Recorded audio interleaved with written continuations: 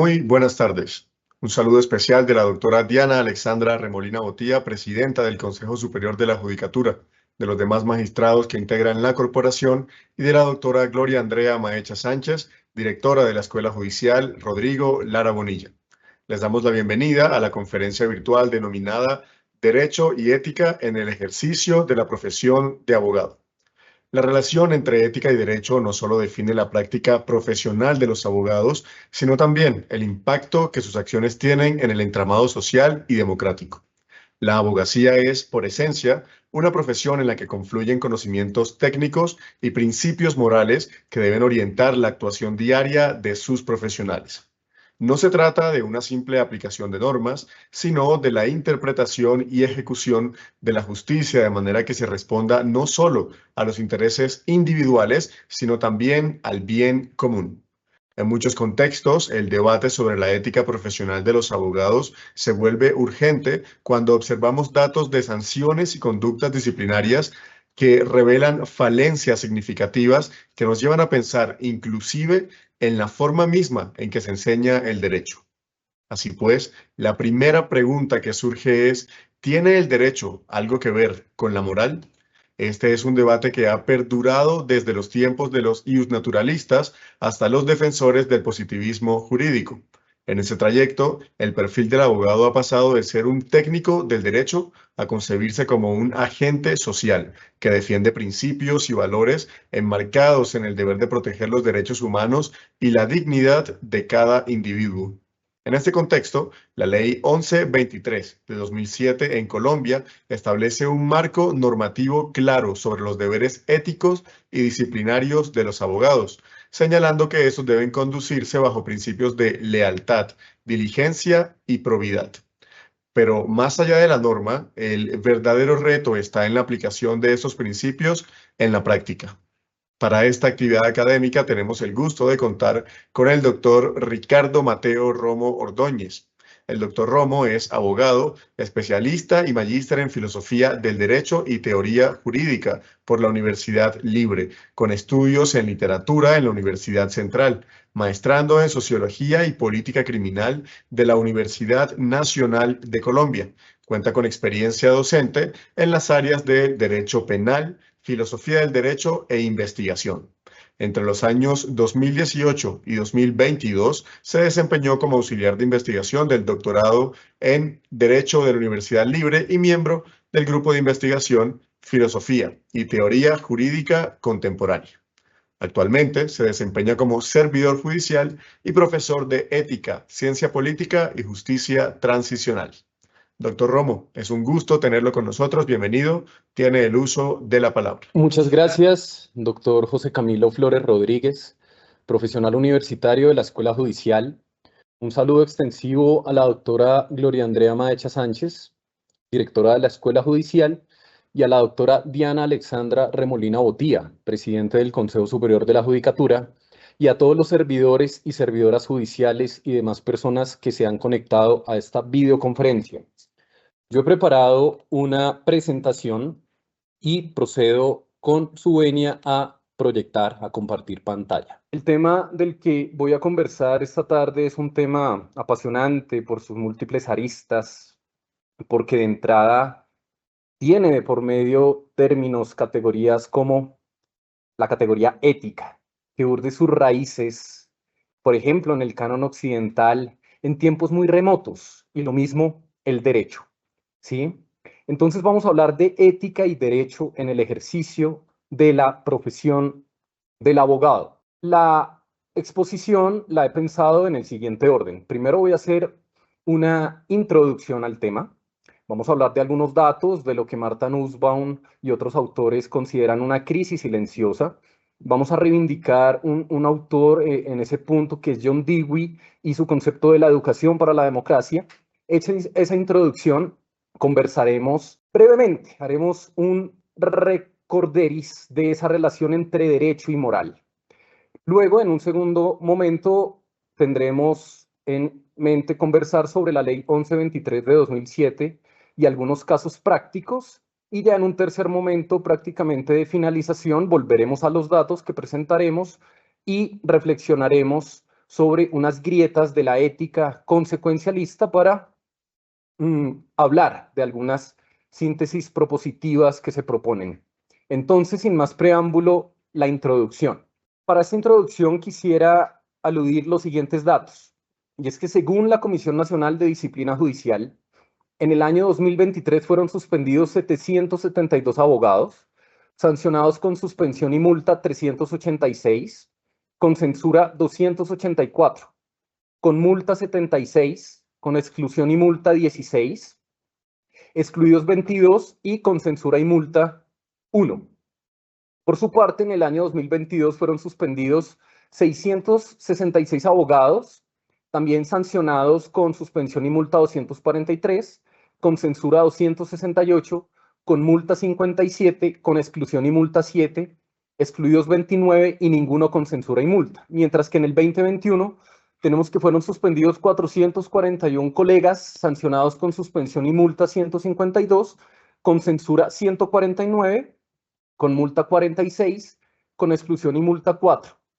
Y fueron excluidos 11 y ninguno con censura y multa. Bueno, con estos datos con los que he querido comenzar la presentación y la exposición, lo que se busca aludir es lo siguiente, y es que podríamos estar pensando que hay en efecto unas disposiciones que se infringen con mayor frecuencia.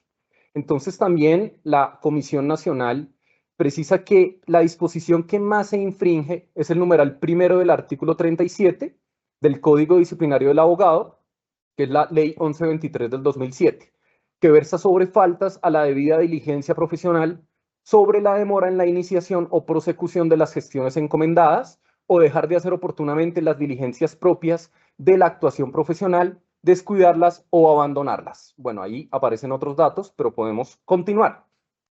Le sigue como disposición el numeral cuarto del artículo 35 del Código Disciplinario del Abogado sobre faltas a la honradez, en lo que se refiere puntualmente a no entregar a quien corresponda y a la menor brevedad posibles dineros, bienes o documentos recibidos en virtud de la gestión profesional o demorar la comunicación de este recibo. Y tendríamos como una tercera disposición el numeral segundo del artículo 37. El artículo 37 del Código Disciplinario del Abogado, que versa sobre faltas a la debida diligencia profesional, en cuanto a omitir o retardar la rendición de informes de la gestión profesional en los términos pactados en el mandato o cuando le han sido solicitados por el cliente y, en todo caso, al concluir la gestión profesional. Bueno, aquí me interesa igualmente conectar este tema, ¿cierto? Ya tenemos unos datos, tenemos, digamos que un estado del arte que da unas alarmas y es un fenómeno ciertamente multicausal el que hablaría de esto. Pero una razón y un camino para reflexionar sobre este punto podría ser desde el ámbito educativo. Y para esto quisiera recoger un término que es el de la crisis silenciosa y lo que Marta Nussbaum denominaría una educación para la renta. Ahí vemos que se urden unos problemas que inciden a la postre, ¿sí?, en estas situaciones complejas que hemos advertido en datos y cifras. Bueno, pero para entrar en diálogo con el término de Marta Nussbaum, quiero también aquí tener presente un libro de Mauricio García Villegas y María Adelaida Ceballos, que se titula La profesión jurídica en Colombia, falta de reglas y exceso de mercado. Y también unos datos de la corporación Excelencia en la Justicia. Entonces, ¿cuál es el punto que quiero destacar? Un poco con esto que advertía en sintonía con Nussbaum, la educación para la renta y la crisis silenciosa. Y es que a partir de los 70 y más concretamente de los 90, asistimos a un crecimiento acelerado de las facultades de derecho, lo cual ha traído consigo una mercantilización incontrolada del ingreso a la profesión que a su turno desencadenó una pérdida sustancial de calidad de los estudios de derecho.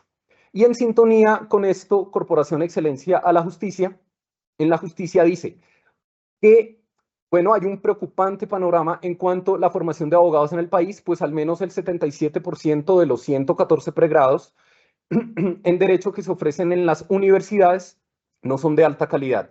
Este es un dato del 2023 y, bueno, valga acotar que es una cifra, la de los 114 pregrados y la del 77%. Claramente hay otras cifras, otros estudios que hablan de más pregrados y asimismo el porcentaje de acreditación varía.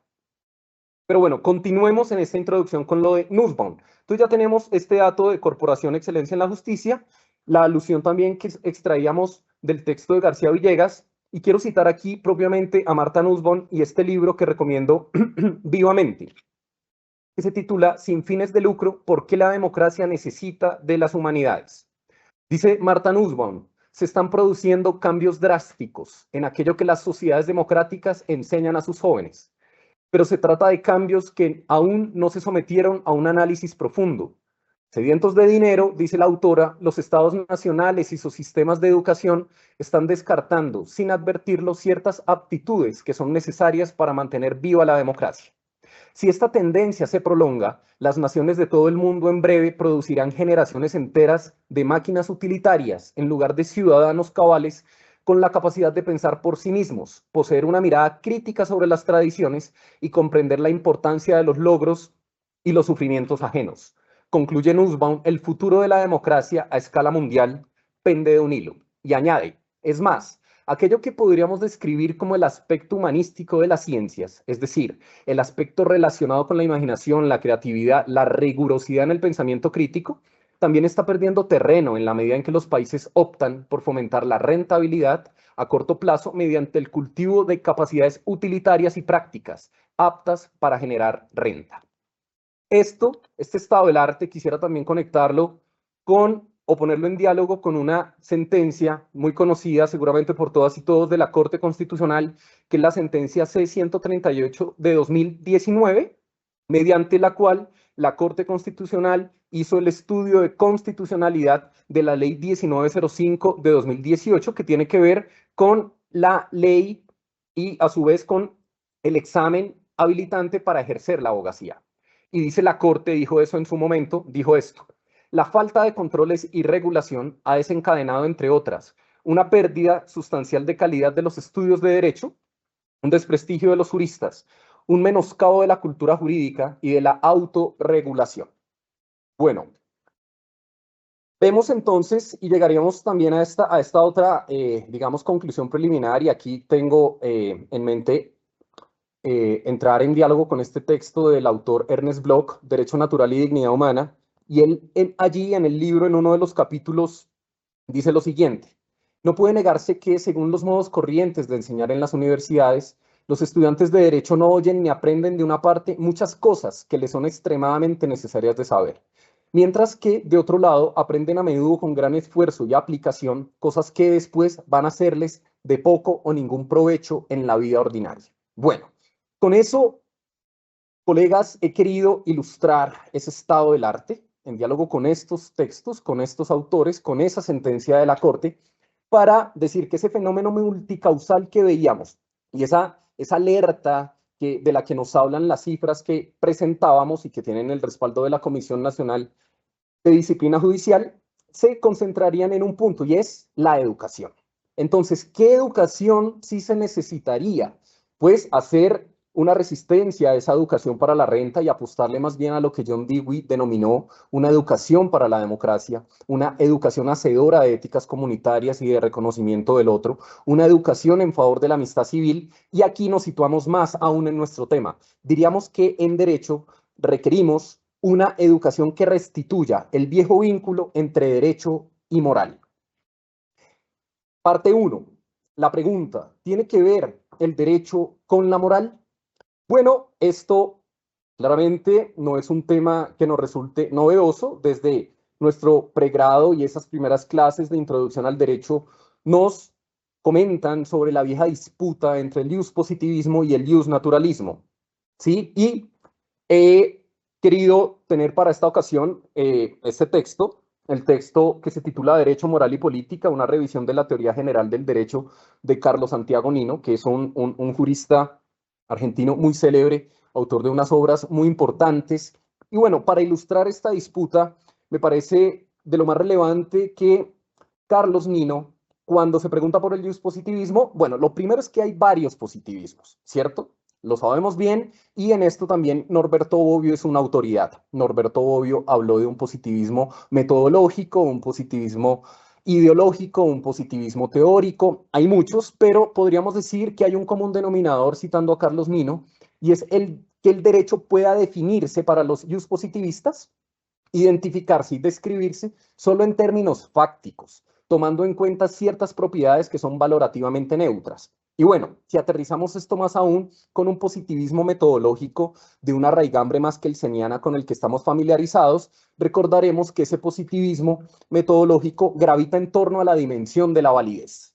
Y la dimensión de la validez, que implica una reflexión intrasistémica del derecho, va a decir que es derecho lo siguiente: o vamos a tener en cuenta como derecho y como norma la norma que ha sido creada por autoridad competente, la norma que no contraría norma superior, y a su vez la norma que se encuentra, por supuesto, vigente. Entonces, es esa dimensión de validez en esa estructura piramidal que muchas veces se dice es de Kelsen, pero en realidad fue de un discípulo de él el que hizo alusión a esta pirámide. Pero bueno, también es cierto que solemos asociar, pero esto va a tener sus matices, que en el positivismo hay una división entre derecho y moral, ¿verdad? Entre derecho y moral. En cambio, en el naturalismo podemos estudiar esto, y el libro aquí de Nino me parece muy potente porque él va a estudiar la relación entre derecho y moral en tres niveles: en una relación conceptual, en una relación justificatoria y en una relación interpretativa. Entonces, en la relación conceptual podemos recordar a un célebre jurista que se llamó Gustav Radbruch. Radbruch militó intelectualmente a favor del positivismo, pero tras los horrores, el terror y el horror que generó la legislación nazi fascista, él hace una transición. Por supuesto, hago la acotación, aquí no quiero demonizar ni estigmatizar, por supuesto, al positivismo, solo aludir una transición que tuvo un jurista de una corriente a otra desde una perspectiva crítica. Por supuesto que el positivismo tiene mucho valor, por supuesto que el positivismo se ha resignificado, se ha modernizado, se ha problematizado. Bueno, quería hacer esa acotación y continuar. Entonces, Gustav Radbruch hace una transición a un naturalismo crítico, y él va a ser autor de una célebre tesis, una máxima. Radbruch llegó a sostener que la ley extremadamente injusta no es derecho, ¿sí? Y esto lo hizo en un texto también célebre que se titula Arbitrariedad legal y derecho supralegal, ¿verdad? Arbitrariedad legal y derecho supralegal, pero él estaba poniendo la lupa, el lente, por supuesto, repito, en esa legislación problemática que fue la legislación nazi, ¿sí? Donde esas prácticas y esa violencia sistematizada contra el otro, contra el judío, contra el polaco, etcétera, estuvo legalizada, estuvo positivizada y cumplía ciertamente unos criterios de validez. Y es ahí donde Radbruch va a decir: no puedo considerar esto y que haya leyes extremadamente injustas que las consideremos derecho. Me opongo a eso, y desde esa arista diríamos que en esa relación conceptual habría un vínculo entre derecho y moral que se maximiza cuando hay una ley extremadamente injusta, ¿verdad? Y ahí es donde se apela al segundo criterio o a la segunda parte del título de Radbruch, y es arbitrariedad legal, derecho supralegal. Bien, y ese derecho supralegal tendría que ver con valores y principios, justamente, ¿no? Ahí el valor, y esos valores y principios se conectan con una deontología y una dimensión valorativa, es decir, con valores, principios, una moral política. Bueno, para avanzar entonces tenemos también una relación justificatoria de legitimidad, ¿verdad? Sobre esa relación entre derecho y moral. Y aquí diríamos, de la mano con Santiago Nino, que aunque el derecho, digámoslo así, no necesariamente debe estar vinculada a la moralidad, digamos, entre derecho y moral no debe estar necesariamente ese vínculo, sí necesitamos una relación justificatoria con la moral para aceptar o legitimar un sistema jurídico y obedecer un sistema jurídico. Entonces ahí estamos ya en un ámbito más que de la relación conceptual entre derecho y moral, en la relación de justificación y de obediencia y de adhesión a un sistema jurídico. Y ahí sí necesitamos criterios de moralidad. En otras palabras, para que los ciudadanos sientan que deben cumplir con el derecho y para que éste tenga autoridad legítima, es necesario que las normas jurídicas puedan justificarse moralmente, al menos en sus principios fundamentales.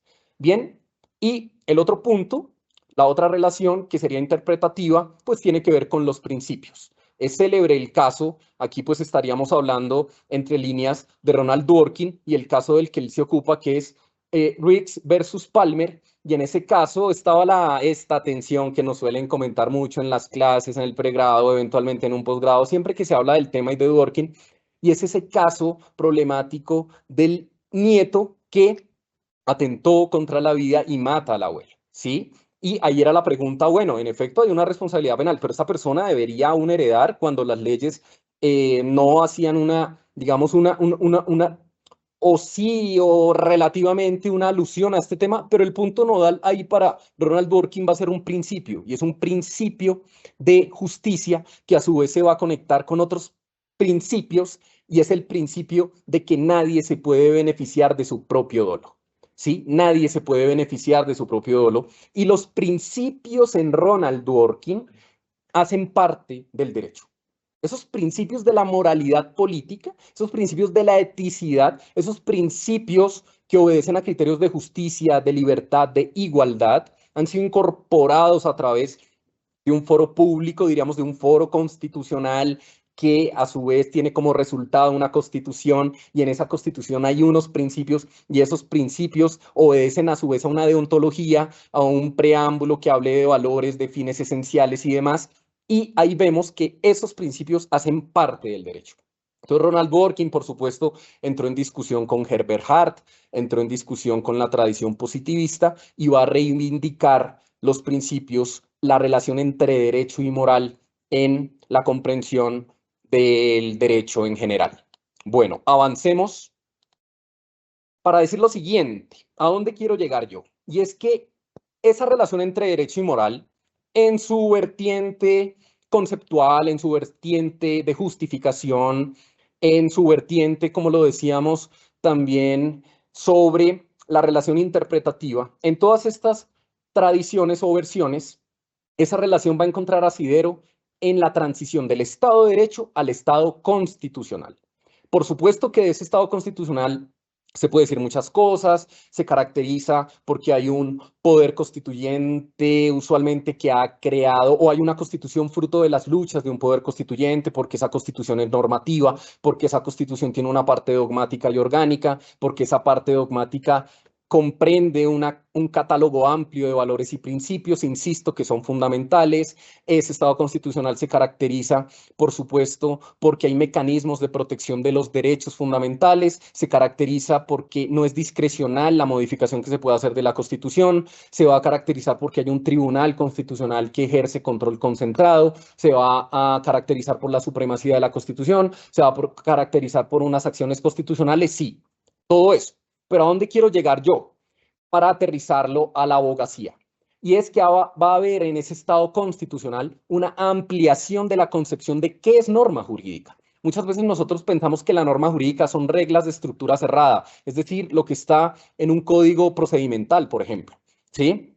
Pero no, es decir, esas son reglas de estructura cerrada del todo nada, son reglas que se deben cumplir, pero asimismo hay valores y principios. Valores, por ejemplo, en la Constitución nuestra, que están en el preámbulo y el artículo 2, y principios que también van a ser desarrollados en la naturaleza o bajo la dimensión de derechos fundamentales, etcétera. ¿Sí? Entonces, ese es un punto nodal y se va a conectar con otro, y es una dimensión de legitimidad. ¿Qué ocurre? Que ese ordenamiento jurídico que va a tener valores, principios y reglas también va a tener una constitución y una relación muy estrecha con el derecho internacional de los derechos humanos. Aquí, parafraseando a Dworkin, a lo que llegaríamos es a tomarnos los derechos en serio. Y en ese sentido, ahí ya lo aterrizo, colegas, que ven si la digresión ha resultado larga, pero quería llegar era esto, y es que esa dimensión de legitimidad y esa ampliación de norma jurídica y ese Estado constitucional y ese tomarse los derechos en serio va a impactar la abogacía, va a impactar el derecho. Y esa abogacía y ese derecho lo vamos a considerar, entre muchas otras cosas también, como un orden social que va a tener una relación con derechos fundamentales. Y si se ha impactado el ordenamiento, si se ha impactado el Estado en su comprensión constitucional, si se ha impactado la abogacía, pues por sustracción de materia, también nos preguntaremos por un nuevo perfil de abogado. Y ese perfil de abogado en el Estado constitucional es un agente social, es una persona libre y digna, en todo caso, que habrá de orientar su acción hacia la defensa de los derechos. ¿Derechos como cuáles? Como esos que debemos tomarnos en serio: la libertad, la intimidad, el patrimonio, el debido proceso, la justicia, entre muchos otros. A modo de una conclusión preliminar, diríamos: en un escenario de constitucionalización del ejercicio de la abogacía, el perfil del abogado se resignifica en clave de agente social defensor de principios, de derechos, cuya actuación se rige por deberes. Aquí es donde quería finalmente llegar y detenernos unos minutos. Si tenemos esto, y es que debemos tomarnos en serio los derechos, en serio los principios, y hay un ejercicio de la abogacía, y hay un abogado, y ese abogado tiene relación o un compromiso con los derechos, pues él ha de tener también unos deberes, y su actuación se regirá por deberes. Esto lo podemos encontrar en la Constitución, pero concretamente ahora sí centrémonos, segunda parte, en la Ley 1123 de 2007. ¿Sí? Quiero hacer algunas glosas sobre la Ley 1123, pero permítanme hacer unos breves comentarios sobre el término deber.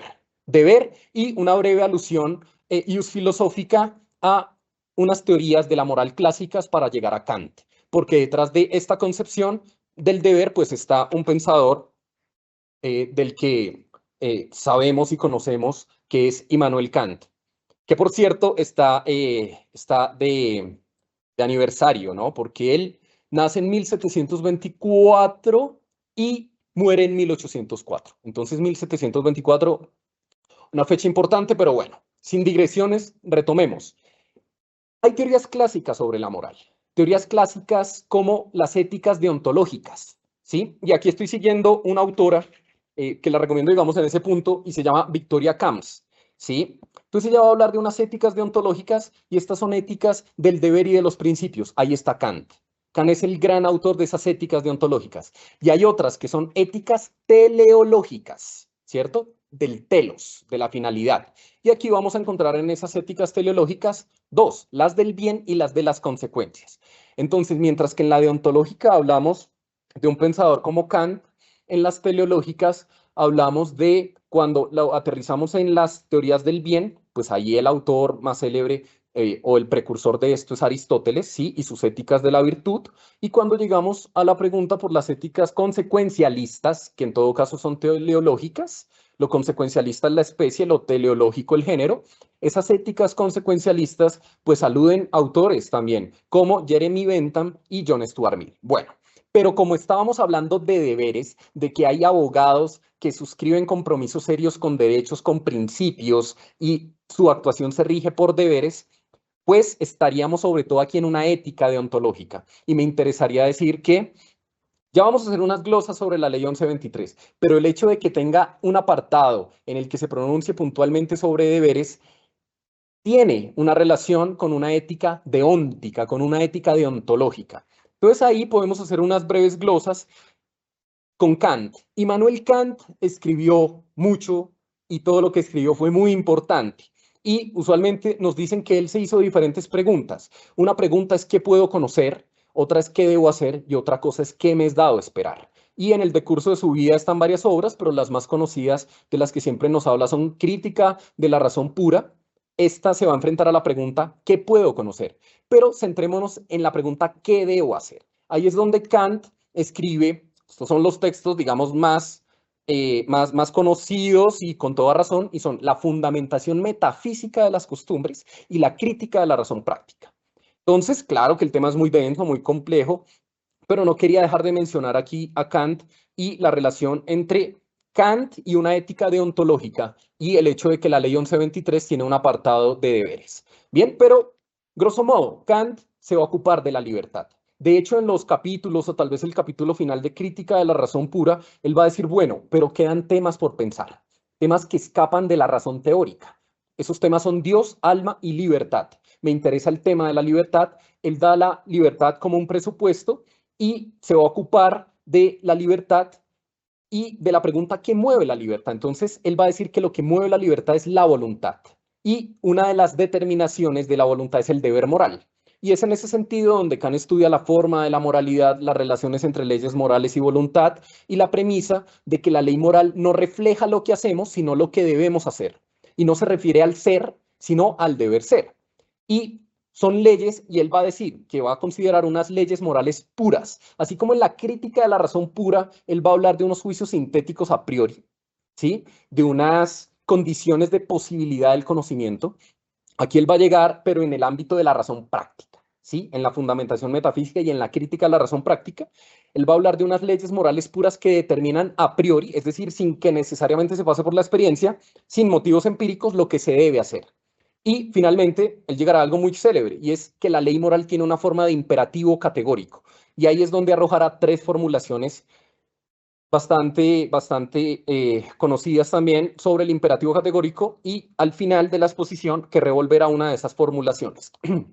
Bueno, ya que hemos hablado entonces de esos deberes, de que los deberes, hay un apartado de los deberes inserto en la ley 1123, y por eso hacíamos la glosa o la digresión kantiana. Ahora sí aterricémonos más en la ley 1123. La ley 1123 tuvo un control de constitucionalidad con la sentencia C-1004 de 2007. Y allí en la exposición de motivos la Corte Constitucional recuerda un tema fundamental, y aquí abro comillas. ¿Hacia dónde vamos? Hacia esto. La ley 1123 es un código disciplinario, ¿sí? Así se expuso, valga la redundancia, sí se dijo en esa exposición de motivos. Es un código disciplinario, no un código de ética, tampoco un estatuto del abogado. Es un código disciplinario, un código que contempla faltas, sanciones y el procedimiento. También y en efecto, este estatuto del abogado actualmente en vigencia es más amplio, contiene otra serie de normas que tienen que ver con la profesión del abogado. Por lo tanto, repito, se decía en esa exposición de motivos, no se trata de un estatuto ni de un código de ética, sino de un código disciplinario que está fundamentado en 3 bloques gruesos. Y bueno, ahí ya de lo que van a hablar es de los apartados grandes que comprende la ley 1123. Pero entonces, ojo ahí que la ley 1123 es un código disciplinario, sin embargo, al contener apartados referidos a los deberes, tiene una relación ciertamente estrecha con una ética deontológica. Y ahí, en ética deontológica, pues estamos viendo a Immanuel Kant, ¿verdad? Con su término del deber.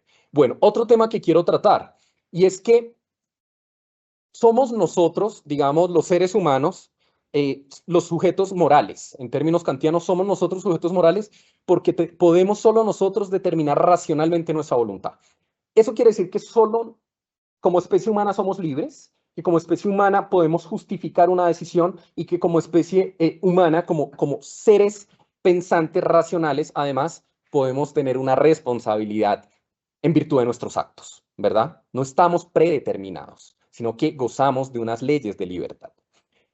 Y en efecto, pues ya decíamos que hay unos deberes, y valga decir que en la ley 1123 los deberes se contemplan en el artículo 28 ahí en adelante, y son los deberes profesionales del abogado. Pero vean ustedes, queridas y queridos colegas, que transgredir esos deberes, ¿verdad?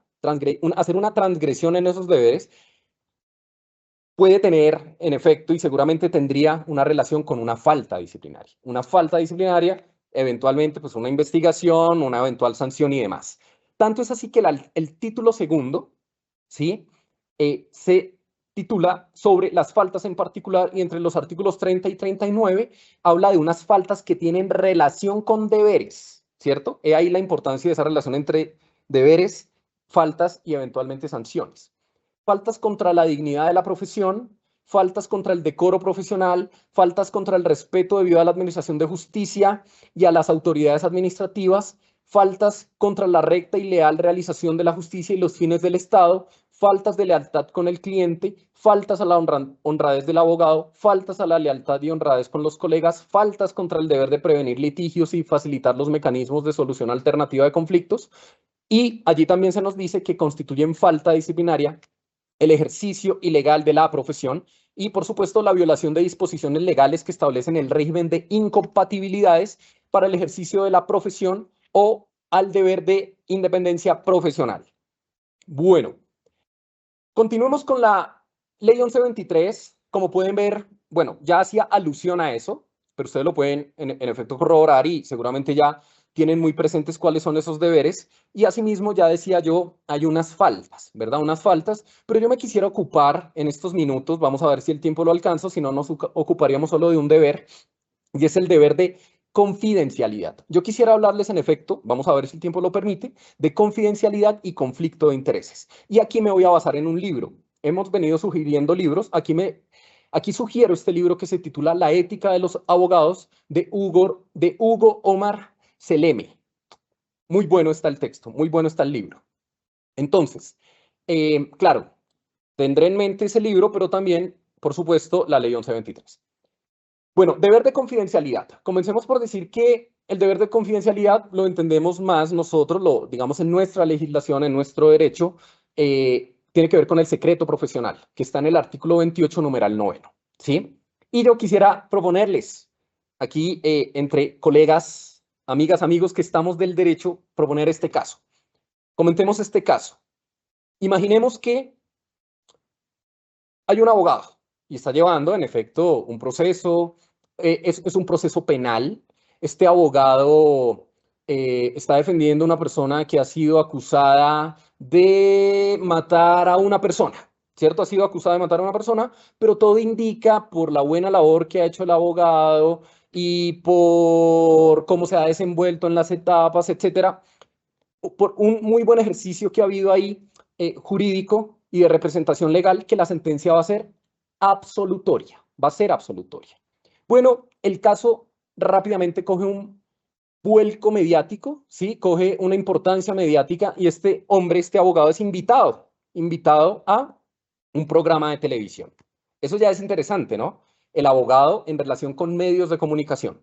Entonces está el programa y el presentador le pregunta sobre su vida, le pregunta sobre su trabajo, sobre su familia, y va a haber un elemento puntual aquí, y es que el abogado ha ido en compañía de su hijo. Su hijo tiene 10 años, ¿listo? Su hijo tiene 10 años. Es un programa de una franja familiar, tipo 6 de la noche, si se quiere, o 5 de la tarde, bueno. Entonces, ahí está el abogado, está el presentador y está el niño, ¿sí? Y en un momento el presentador le pregunta al abogado por el caso. Le pregunta por el caso. Y en la pregunta por el caso, la pregunta va a ser, bueno, doctor fulano de tal, ¿usted en realidad cree que la persona que está defendiendo es inocente? Y cuando el abogado va a responder, y él ya se había preparado para esa pregunta, él no se esperaba con una cosa, y es con que el niño hablara. Entonces el niño habla, recordemos, tiene 10 años y dice, sí, él es responsable, sí, él es culpable, sí, él hizo lo que hizo, porque mi padre ha hablado de eso en la cena familiar, ha hablado de eso usualmente en el almuerzo, yo sé que él lo hizo. Bueno, muy alarmado, el padre le dice, por favor, hijo, guarda silencio, el presentador un poco lo mismo, en fin, y el niño reitera, no. No me callen, mi papá me ha enseñado y mi mamá unos valores, y es que las personas no debemos mentir, los niños además siempre hablamos con la verdad. Insisto, esa persona es responsable, es lo que se ha dicho en la casa. Bueno, este caso solo para ilustrar que ahí podríamos preguntarnos, ¿no? Tal vez, dados los matices, podría convertirse en lo que Ronald Dworkin llama hard case o un caso difícil. Y es, ¿será que el abogado transgredió o vulneró, violó el deber de confidencialidad, el deber de secreto profesional? ¿Cómo es esta relación entonces entre el mundo del trabajo y el hogar? Somos personas integrales, pero eso implica que podamos hablar con nuestra pareja eventualmente en la casa de este tema. ¿Será que el problema más bien fue entonces llevar al niño al programa? ¿Será que el problema aquí fue que el abogado fuera al programa y buscara que el caso lo apalancara mediáticamente? Bueno, ese tipo de preguntas tienen, por supuesto, toda una relación con la moral, con la ética. Aquí estoy usando moral y ética en una manera indistinta. Permítanme esa licencia.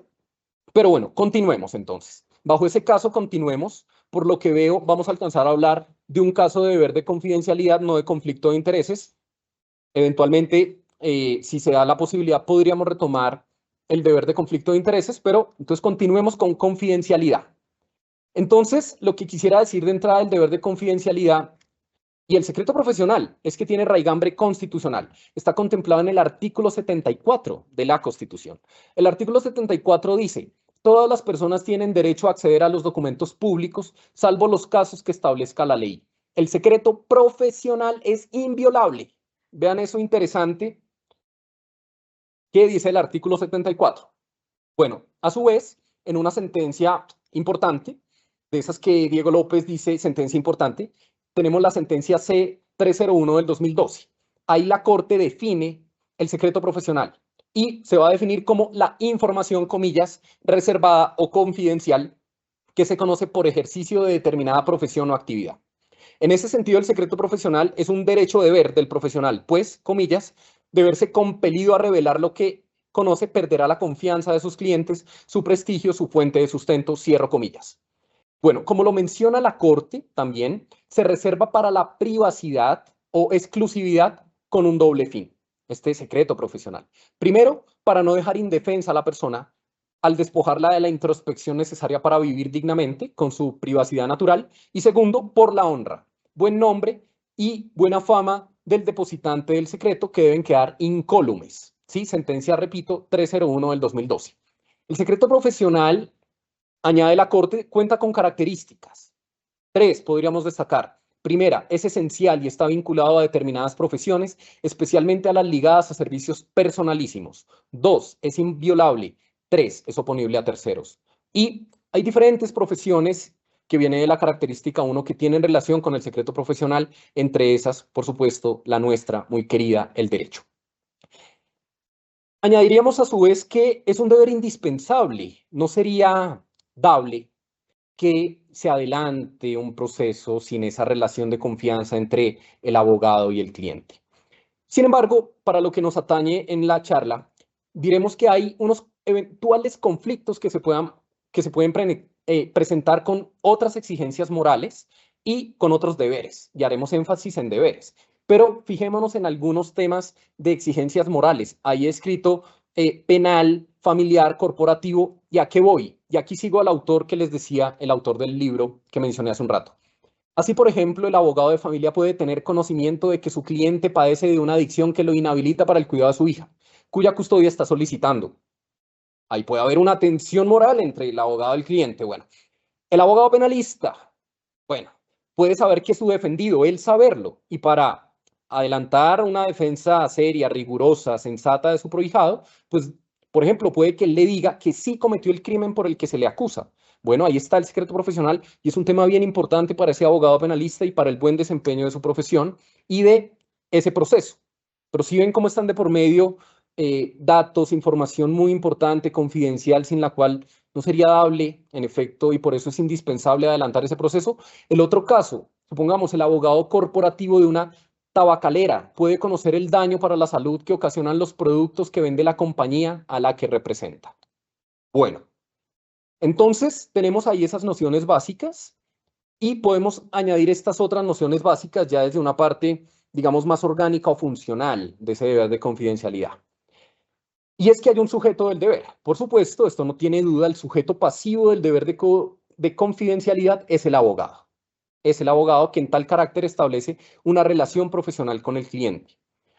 2, el contenido del deber de confidencialidad tiene un núcleo claro, reconocido en todos los ordenamientos, y ese núcleo hace referencia a la información secreta vinculada con la representación o el asesoramiento que le ha sido confiada o comunicada al abogado por el cliente.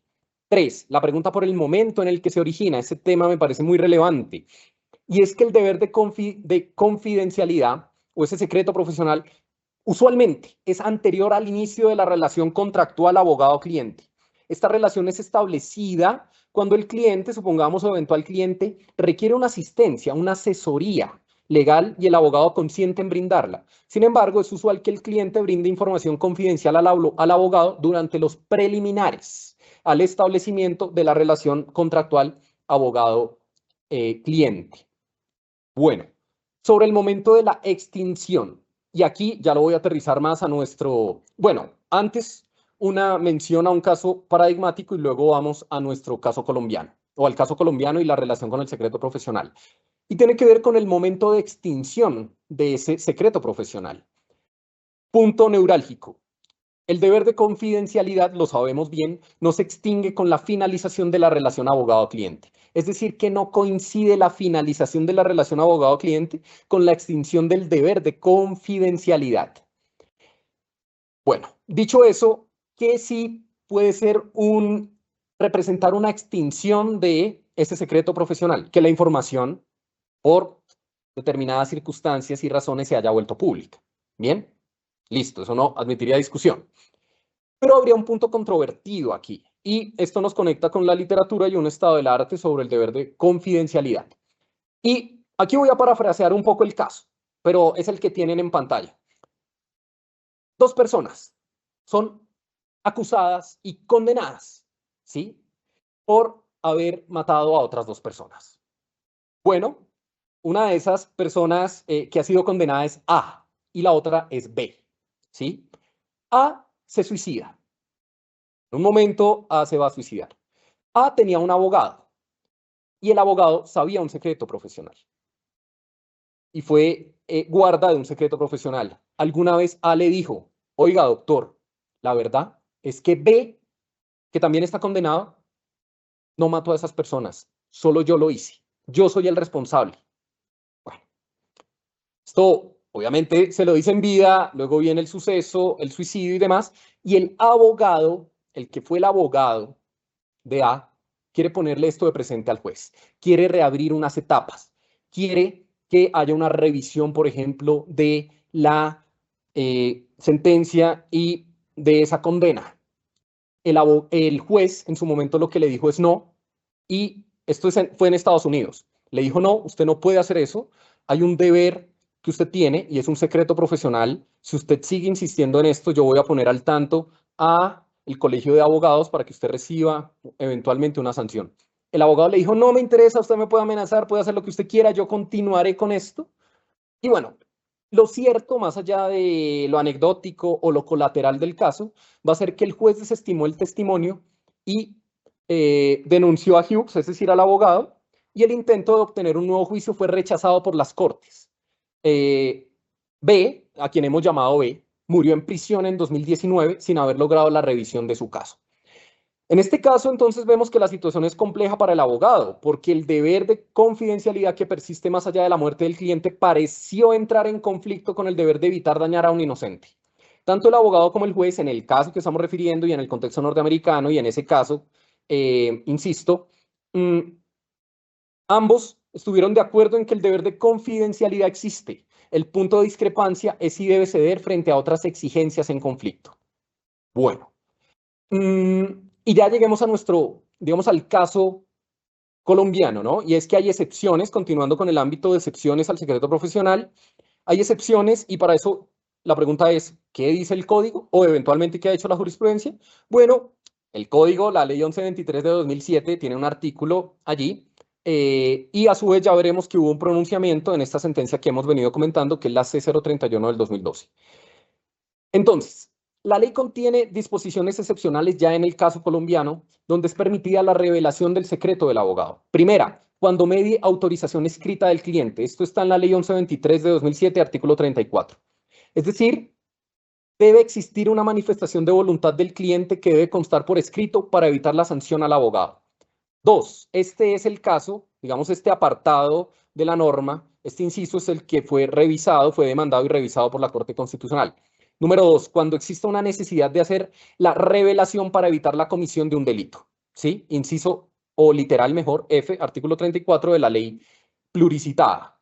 La Corte, al estudiar esto, va a decir, en virtud de lo anterior, desde el punto de vista dogmático penal, la expresión o que tenga necesidad de hacer revelaciones para evitar la comisión de un delito constituye una forma de estado de necesidad y por lo tanto debe considerarse como una alusión a esta causal de exclusión de responsabilidad realizada en el tipo disciplinario. Bueno, me parece ese un tema interesante. Aquí ya vendría, digamos, ya en otro escenario, porque ya van aproximadamente más de 40 minutos, sería el caso de conflicto de intereses que, insisto, se podría tratar tal vez en otra oportunidad. Y si interesa lo de las diapositivas, las podemos enviar. Bueno, en fin. Pero yo ya pasaría al tercer punto, ¿cierto? Quería hablar de esos dos casos, pero hablamos de uno, la confidencialidad. Yo quisiera ya, digamos, a modo de síntesis prácticamente, decir que, claro que hay unos deberes, ahí están en la ley 1123, claro que la vulneración a esos deberes como sujetos morales que somos tendría una eventual responsabilidad, una apertura de una investigación, una eventual sanción que se pueda imponer en el ámbito disciplinario, nomás estamos hablando de eso, lo que no entra, digamos, no es óbice para que en virtud de el non bis in idem, por supuesto, puede haber una responsabilidad en otros ámbitos del derecho, penales, responsabilidades civiles, etcétera. Pero bueno, quería llegar y aludir eso, esa importancia de los deberes, su correlación con los principios y la eventual sanción que puede haber por la transgresión a un deber y, asimismo, precisar que hay casos difíciles en el ámbito disciplinario y en el ejercicio de la abogacía. Hay casos difíciles, múltiples casos difíciles, y por eso, digamos, estos elementos a tener en cuenta sobre ese eventual caso difícil que se podría dar sobre el secreto profesional.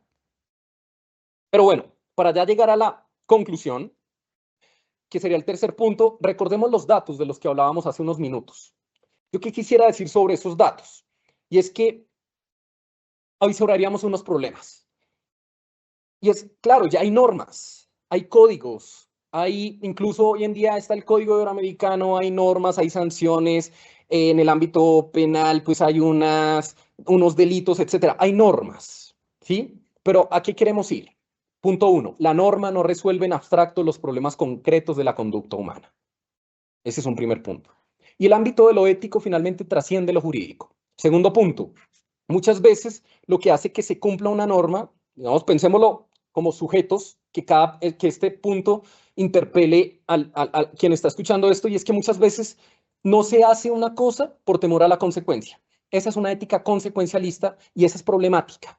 ¿Por qué? Porque en efecto unas personas o unos colegas no van a cometer X o Y o Z cosa por temor a la consecuencia, pero no es suficiente la consecuencia, tanto así que tenemos los datos de los que hablábamos hace un rato. 1. Entonces, esa ética consecuencialista es problemática. 2. El temor a la sanción no es garantía de adhesión a la norma. Y 3. Esto Foucaultianamente hablando, apunta cuando hay tantas normas, cuando hay tantas sanciones, digamos, todo esto a una sociedad disciplinar, eventualmente punitivista, a una crisis social. ¿Y qué diríamos también? Que puede que estemos en un fenómeno desde la sociología o desde una sociología durkheimiana hablando de una anomia. Y es que tal vez cuando opera esta ética consecuencialista, para esa persona hay muchas normas, pero ninguna a la que prestarle adhesión legítima. Esto se podría confrontar con ¿qué? En 3 ámbitos. Un ámbito personal, y es complementemos en el fuero interno, valga la redundancia, esa ética consecuencialista con una ética de virtudes que se conecta con Aristóteles. ¿Qué fines me propongo yo? El éxito, el honor, la fama, etcétera, este tipo de cosas, o unas finalidades distintas, ¿sí? En Ética Nicómaco, Aristóteles hablaba, por ejemplo, de la eudaimonía, la felicidad, pero era una felicidad política, etcétera, con unos matices, pero es la invitación a qué fines nos representamos como abogados, ¿cierto? ¿Qué buscamos en el ejercicio de nuestra profesión? Y 2, una ética de principios. Reivindiquemos en realidad la ética kantiana. Y la formulación, vamos a ver si la encuentro. Yo ya estoy corriendo porque sé que el tiempo está ahí muy encima, pero Immanuel Kant, que hizo diferentes formulaciones del imperativo categórico, llegó a formular el imperativo en esta manera. De las 3 destaco esta para hoy. Obra de tal modo que uses a la humanidad, tanto en su persona como en la persona de cualquier otro, siempre como un fin al mismo tiempo y nunca solamente como un medio. Bueno, en el ámbito institucional, la pregunta que está ahí al orden del día, ¿debe haber una colegiatura obligatoria? La Corte, en la sentencia que mencioné al principio, que es la C-138 del 19, decía y echaba de menos esto, pero por eso ahí tenemos el asterisquito, ya ha entrado a operar, y la sentencia de la Corte, esta fue anterior a que entrara a operar la Comisión Nacional y con todas las letras la 1952 y por supuesto la 2094 del 2021. Y todo esto tiene que ver es con el acto legislativo 02 del 2015 y la Comisión Nacional de Disciplina Judicial, porque finalmente, pues, lo dice el articulado en los primeros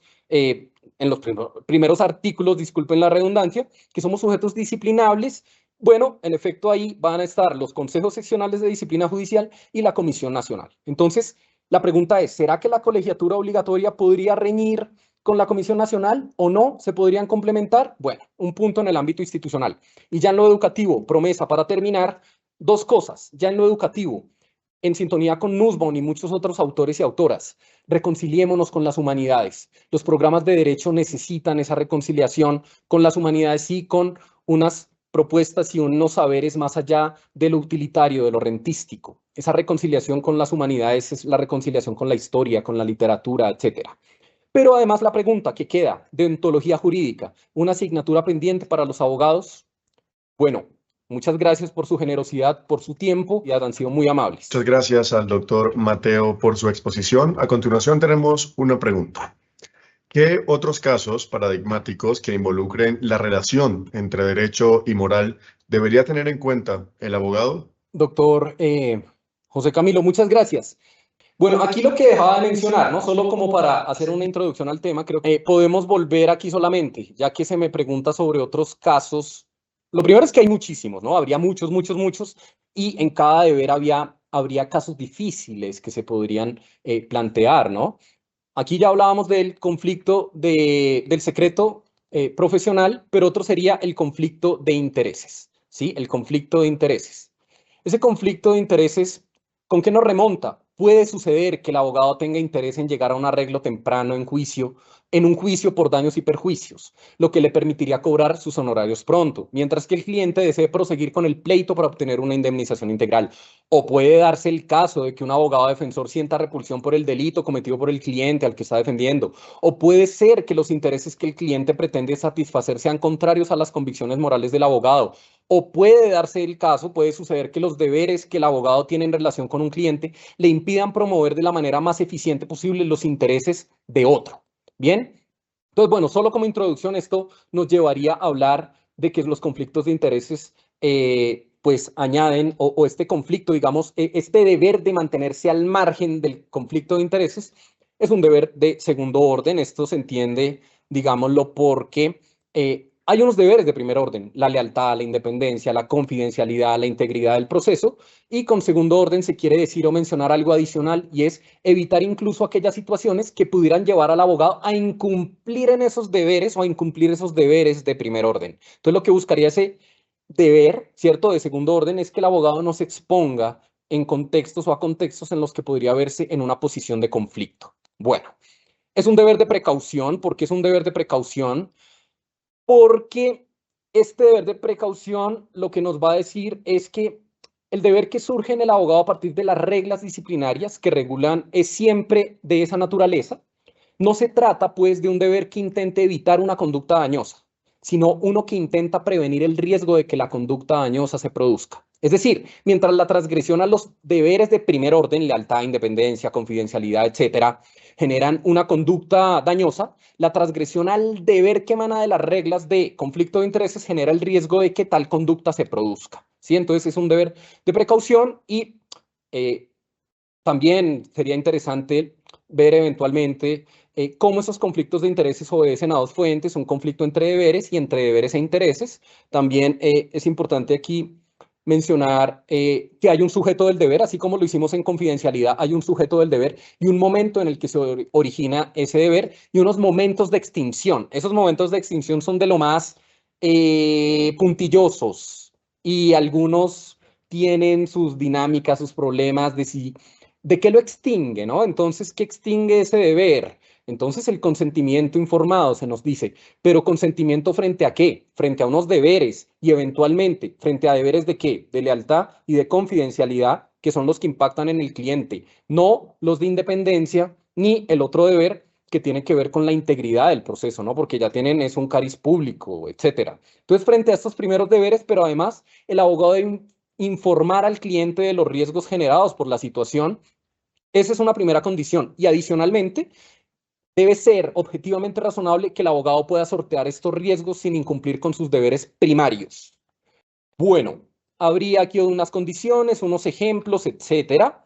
Pero para el colega José Camilo, y con esto pues terminaríamos, claro, entre ese amplio abanico, entre ese abanico de posibilidades complejos sobre deberes y demás y faltas, sobre todo deberes, pues uno muy, digamos, puntual, y es el que tiene que ver con los honorarios y el hecho de no incurrir en cobros desproporcionados. Valga decir que en fallo de segunda instancia, la Comisión Nacional respaldó la postura de un abogado en cuestión e indicó que las tarifas propuestas por Conalvo son una mera fuente supletiva, y en ese fallo la Comisión Nacional decía, existen unos criterios jurisprudenciales para determinar la proporcionalidad de los honorarios.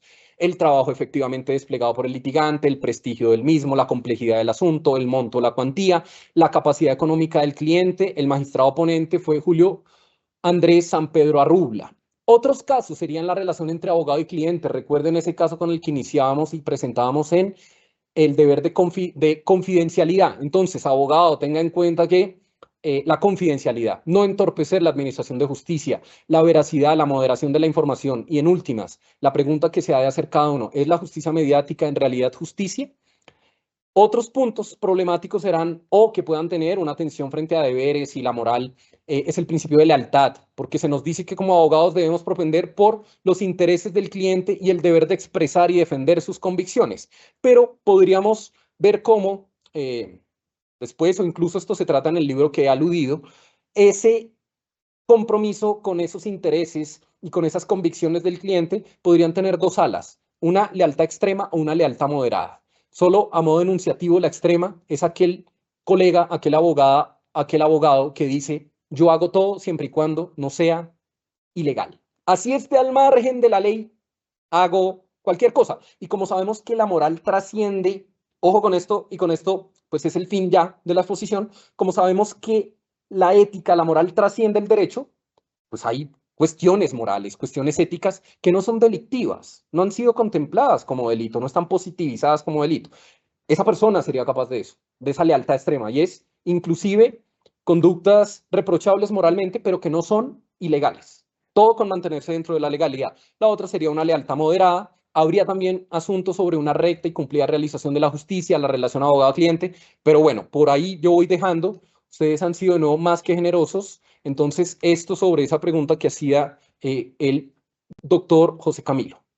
Muchas gracias, doctor Mateo, y justamente queremos expresar nuestro agradecimiento especial hacia usted por su generosa intervención, concluyendo que en la transición hacia el Estado constitucional surge la necesidad de un nuevo tipo de abogado capaz de conciliar las exigencias normativas con los ideales de justicia y equidad. Se requiere una ética que no sea solo reactiva, sino proactiva, que eduque en valores democráticos y fomente un compromiso inquebrantable con el bien común, inspirando una abogacía que respete la ley, pero también que de manera más profunda honre los principios de justicia que están en el corazón de la sociedad. Muchas gracias.